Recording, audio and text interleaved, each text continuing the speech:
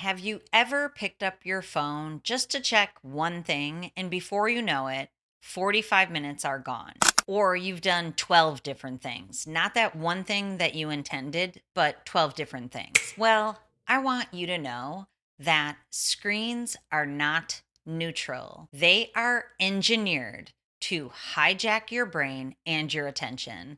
So today we're going to dive into the dopamine hijack of your screen, how it miswires your brain, and how you can take it back by rewiring it. So, welcome again to the podcast with me, your hostess with the mostest, Dr. Trish Leigh. I am excited to dive into this dopamine hijack today, and I know you're going to get a lot out of it. So, get a cup of coffee, get a cup of tea, a long drive, buckle up because we're going to dive deep. Okay, so first, let's talk about what is the dopamine hijack. So, you've probably heard me talk about this before and other people for sure. Dopamine is a hot topic, but it's often misunderstood. It is referred to as the pleasure chemical, but more than being the pleasure chemical, it's actually the motivation chemical in your brain. It is the molecule that tells you, do it again.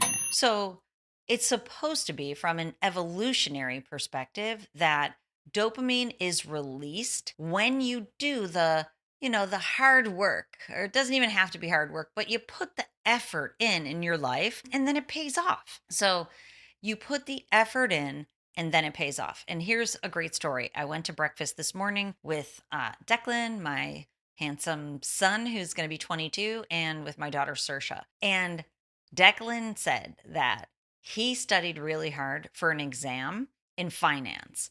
And he had to go to the testing center to take it at one of the computer setups, or he had his cubicle and his computer and he's taking his finance test. And this particular test, when he got done taking it, his score came up on the screen immediately. So check this out. He got a 100, which is amazing. He studied really hard. He told me all of the ways that he prepared, that he knew he was going to do well, but he thought he was going to get an 85 or 90 because it's a difficult subject for him. 100 flashes on the screen. Of course, I joked with him. Did it have an exclamation point after it? The answer was no. But this is what he said. He said he could feel the dopamine in his brain. He said he just stared at the screen and that he was filled with this rush, this feeling that all of his hard work paid off. That is what dopamine is supposed to do. It's supposed to make you do that again. But when it gets linked to something that's an easy button lifestyle or behavior, as I like to call it, your dopamine gets hijacked. You get robbed of those experiences because now studying for a test and taking it, first of all, you probably won't get 100 if you are miswired to the screen. And secondarily, that level of dopamine that Declan experienced as a mini surge, that wouldn't even hit the nervous system of a person who is used to getting a lot of dopamine from either intense screen time, like explicit matter, or a lot of screen time that is consistent over time. So, my point is that do it again chemical in your brain, it leads you back to the screen because that's where all the dopamine is. You've linked it on accident to the screen and whatever you are consuming. So it's no longer linked to those experiences in your life.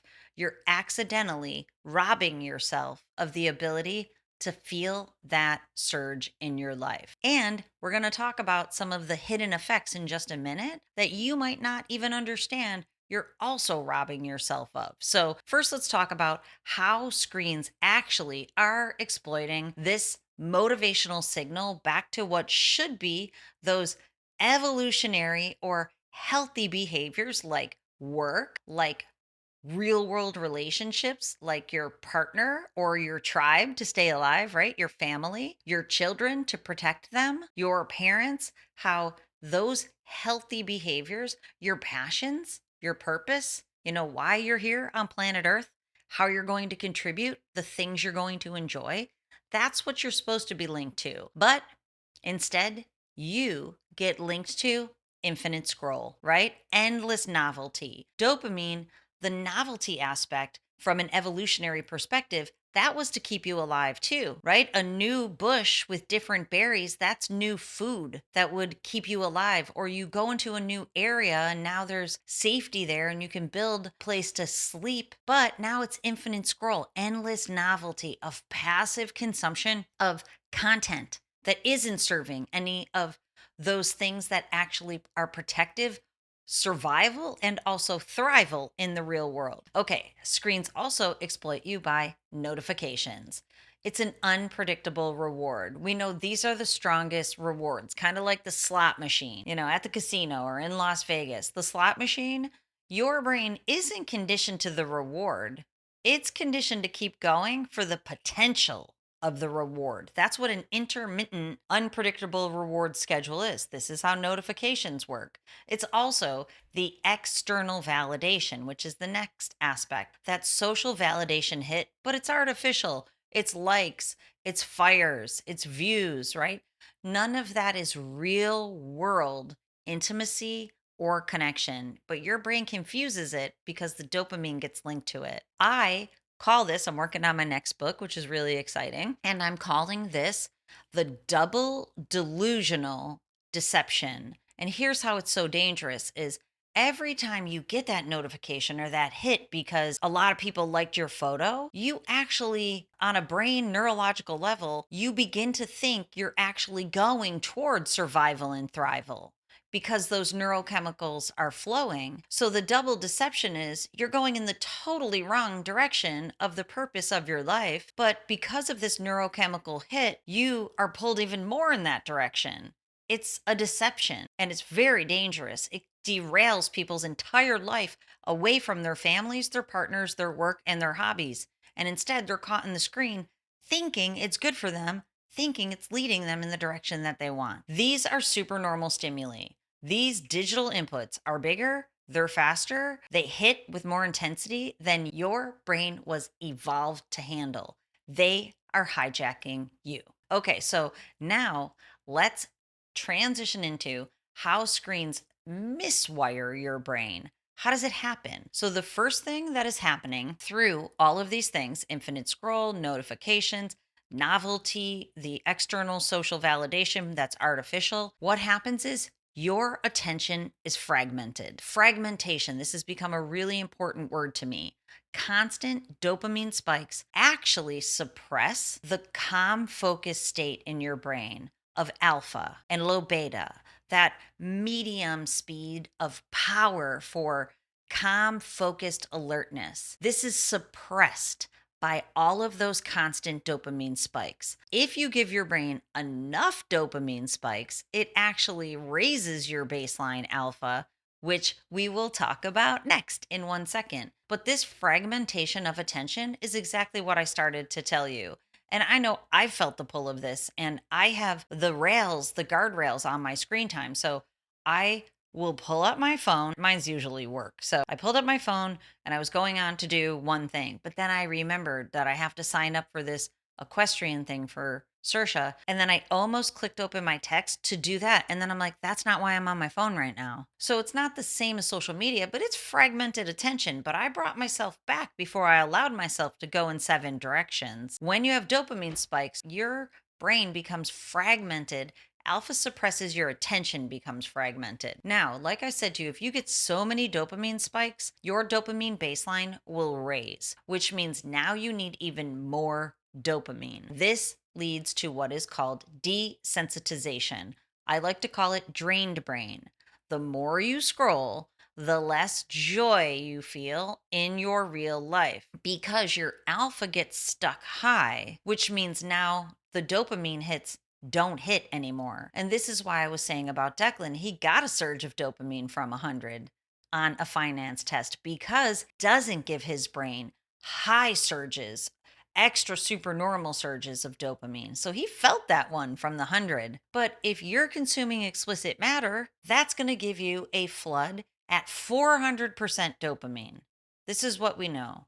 400% raise over baseline. A finance test, arguably, we're going to call it a 20% increase, right? If you're lucky.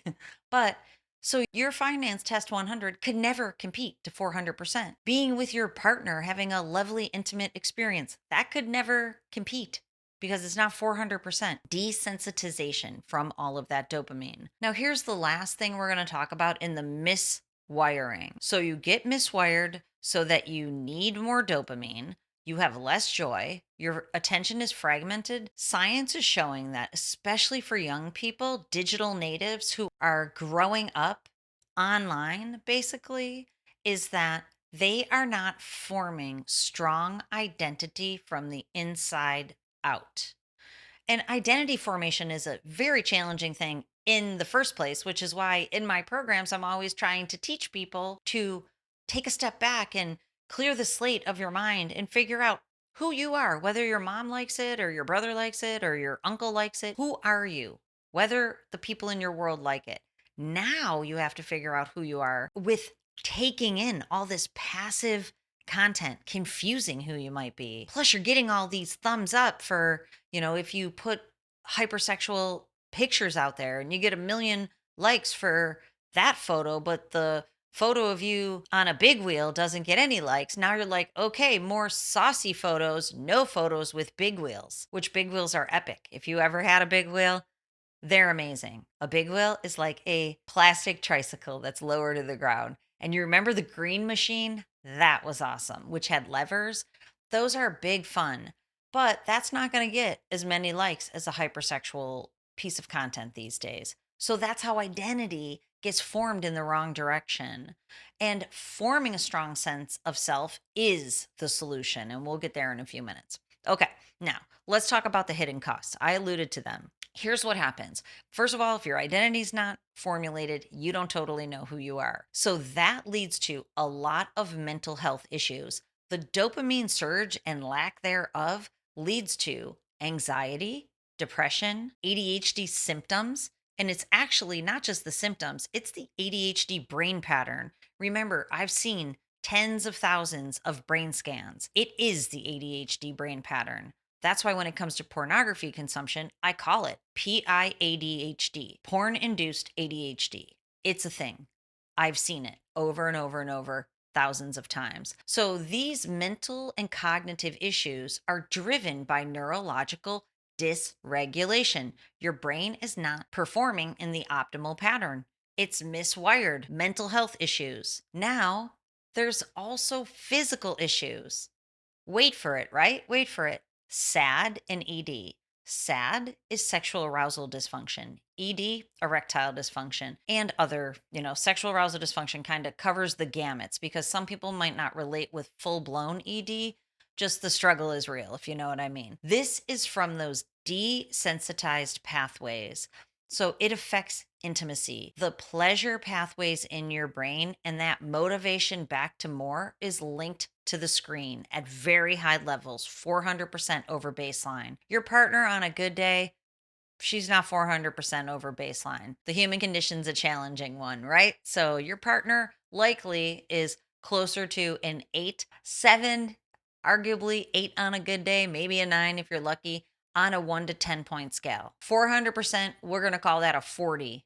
So it could not compete. Okay, the next hidden cost, motivation crash. When that alpha dopamine spike sticks in your drain brain, that very much affects motivation. I like to call alpha neutral. So, it's good to shift into neutral. At the end of the night, you hit the couch, shift into neutral, watch a movie, chill out.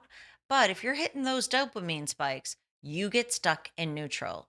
When you're stuck in neutral, your motivation tanks. Procrastination, burnout, low drive, low activation. That's where the arousal dysfunction comes from, too. Lastly, what we're going to talk about now, relational disconnect, less presence, more distraction. That fragmented attention means you can't be present in your real life. One of the most beautiful experiences is going to do something that's important to you and just being able to be fully present. Saoirse rides horses, and we're about to go to a horse show again in a week or so. Going to a horse show involves sitting in a field for approximately 8 to 10 hours a day and watching her do her competition for 7 minutes. But guess what? I love it. It's amazing. It's just full presence in nature, enjoying horses, enjoying her, loving her passion. She's going to be 15 on Sunday, and I feel the time that she's going to leave soon. My time with her is so limited. She's my last kiddo. She's number 5. I'm just fully present, taking in every moment. That's what I want for you. Not distracted. I'm not on my phone. I'm just taking it in. Hopefully there's a good food truck with some decent coffee. Am I right? Okay. Now let's go to, we've looked at, there's hidden costs, there's miswiring, there's the dopamine hijack. So now let's go. How could you possibly rewire your brain back? I want to remind you that neuroplasticity is your best friend or your worst enemy. It's not selective. It will do. Neuroplasticity will work in the direction that you work it. That's what the rewire is. The miswire is you've accidentally worked that connection to the screen, especially explicit matter, because it's very high supernormal stimulus. So now we've got to unmiswire it, right? And rewire it. So this is what we're talking about. Number 1, awareness. That's why I'm here. Step number 1. I've had a really interesting thought yesterday morning, is that the first thing you have to do is change your mind. You have to decide that you want to learn the things that you need to do to be able to unwire and rewire and hardwire your brain. And I've talked about this before to you, is you have to commit. Commitment is an event and then it's a process. But the thing that I thought about is that all change comes about when you decide you want to change on the inside. But the decision isn't just to change, it's to learn how to change and to learn how to be the new version of yourself. Self awareness and commitment are that first step. Boom, that's it. Mic drop right there. You have to become aware of the problem. And I just told you what it is. Aware of the solution, commit to doing it. Number 2 is you have to reset your daily rituals about how you are wiring this dopamine in your brain to the behaviors and to the experiences that you are giving yourself. You're the creator of your life. So, what this means is no more going to the screen. But if you have a compulsion, that might be very difficult. Just remember that. So you have to unplug the rituals, screen free time in the morning, clean that slate. Remember, your purpose, your passion can only land on a clean slate in your mind. You do that by creating time, empty time, quiet time, device free time. Same thing in the evening. You check your phone for the last time, 7 o'clock. You put your phone down, no more checking it.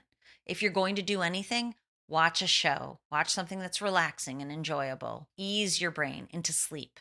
No screens. Reset your brain, reset your schedule. Number 3 is you can train your nervous system. It's like a puppy. You've trained it to go to the screen. You've trained it to go to explicit matter. Now you're going to use neuroplasticity as your best friend. You're going to train this brain of yours back into your life. I offer a program if you're looking for help. It's called Pleasure Pathway Reset. So please go over to drtrishleigh.com. Even if you are not in a position to join it right now, you can read. It's the longest web page ever. You can read all the way down all the things that are in that program. That will let you know all the things that you need to do to train your nervous system like a puppy back into your life. And of course, I love a double entendre.